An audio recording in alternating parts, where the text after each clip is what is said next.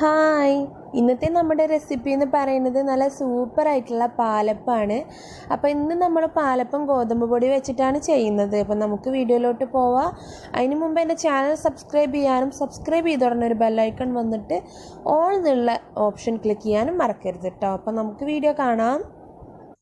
അപ്പം നമ്മുടെ main ingredient ആയിട്ടുള്ള ഗോതമ്പ് പൊടി, അതായത് ആട്ട 1.5 ഗ്ലാസ്സാണ് എടുത്തിട്ടുള്ളത്. ഒരു മിക്സിയുടെ ജാറിലോട്ട് നമുക്കത് ഇട്ട് കൊടുക്കാം. അപ്പോൾ ഈ ആട്ടപ്പൊടിയിലോട്ട് 2 ഗ്ലാസ് കട്ടിയുള്ള തേങ്ങാപ്പാൽ ചേർത്ത് കൊടുക്കാം. അപ്പോൾ ഞാനിവിടെ അളവ് പറയുന്നത് 3/4 ഗ്ലാസ് ആട്ടയ്ക്ക് 1 ഗ്ലാസ് തേങ്ങാപ്പാൽ, ഇങ്ങനെയാണ് എടുത്തിട്ടുള്ളത്. അപ്പോൾ നമ്മളിവിടെ 1.5 ഗ്ലാസ് പൊടിക്ക് 2 ഗ്ലാസ് തേങ്ങാപ്പാൽ എടുത്തിട്ടുണ്ട്. ഇത് നന്നായിട്ടൊന്ന് ബ്ലെൻഡ് ചെയ്തെടുക്കാം. കണ്ടോ, ഇതിപ്പോൾ നല്ല സ്മൂത്തായിട്ട് അരിഞ്ഞെടുത്തിട്ടുണ്ട്.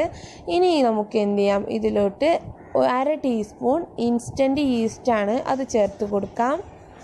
ഒരു ലേശം ഉപ്പ് കൂടി ചേർത്തിട്ട് നമുക്കിത് നന്നായിട്ടൊന്നുകൂടെ ബ്ലെൻഡ് ചെയ്തെടുക്കാം.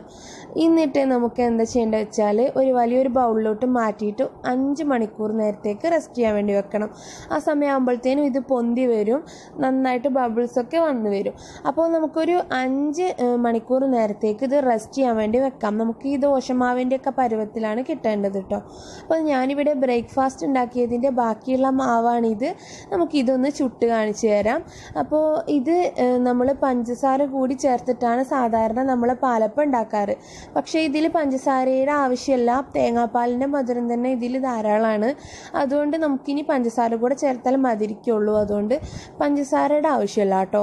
ഇനി നന്നായിട്ട് ഇതൊന്ന് ഇതുപോലെ കുഴിയുള്ള അപ്പച്ചട്ടിയിൽ ഒഴിച്ചിട്ട് ഇങ്ങനെ ചുറ്റിച്ച് കൊടുക്കുക. അത്യാവശ്യം നല്ല ചൂടുള്ള ചട്ടി ഉണ്ടെങ്കിൽ നല്ല ബബിൾസൊക്കെ വന്ന് നല്ല ഓട്ടയൊക്കെ വന്നിട്ട് നല്ല പെർഫെക്റ്റ് ആ ഒരു ഷേപ്പും കാണാനൊരു ഭംഗിയും ഒക്കെ കിട്ടുള്ളൂ. അപ്പോൾ നമുക്കിതൊന്ന് ജസ്റ്റ് ഒന്ന് അടച്ചു വെച്ചിട്ടൊന്ന് കുക്ക് ചെയ്തെടുക്കാം.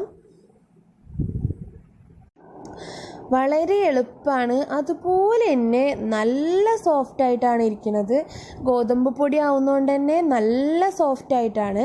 എന്തായാലും ഉണ്ടാക്കി നോക്കുക, നിങ്ങൾക്ക് ഇതിൻ്റെ ആ ഒരു ടെക്സ്ചർ കാണുമ്പോൾ തന്നെ മനസ്സിലാവുന്നുണ്ടാവും എന്തോരം സോഫ്റ്റായിട്ടാണ് ഇതിരിക്കണമെന്നുള്ളത്. അപ്പോൾ എന്തായാലും നിങ്ങളിത് ട്രൈ ചെയ്ത് നോക്കൂ. വീഡിയോ ഇഷ്ടമായിട്ടുണ്ടെങ്കിൽ ലൈക്ക് ചെയ്യാനും മറ്റുള്ളവർക്ക് ഷെയർ ചെയ്യാനും മറക്കരുത്.